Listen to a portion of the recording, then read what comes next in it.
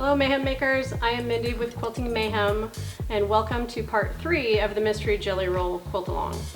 Today we are working with our 2.5 inch strips of print and our 2-inch prints background, and we're going to make a strata of just having a print on each side with the background in between. So simple enough, we're going to take one print and one background, match it right sides together.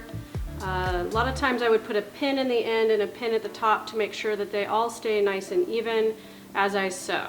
So let's go to the machine and see how the strata turns out.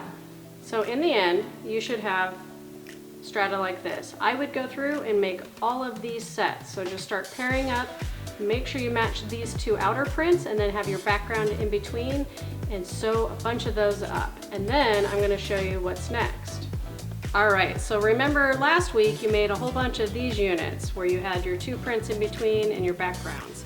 Now you're going to take them and partner them up with these long strata pieces that you just made.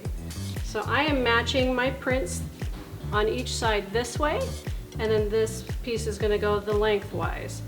Once again, I'm going to use the technique where I like to have the side with all the seams on the bottom and the plain fabric that doesn't have seams laying on top. At this point I am going to match them up. I'm going to use my magic pins that I love, and I'm just going to pin the top and the bottom. When I go to sew, I am going to make sure that those seams are on the bed of the machine. They're going to be facing down, and I'm going to sew along this top, and that way I can make sure all those seams just kind of ease in and match up as I sew, and I don't have to worry about any little puckers or bulking as I sew. So I'm going to go to the machine and I'll show you what this block looks like as soon as it's done. Alright, so in the end your blocks will look like this. So you'll have your longer pieces in the middle and these two outer ones on the sides, and that's how it's going to look. Get through all of your blocks if you can, because next week we're going to show you the layout, and I know some of you are going to get ahead of the game and start laying them out. Make sure you're posting your pictures on the Facebook page so we can see what you've got going on. Until then, happy stitching!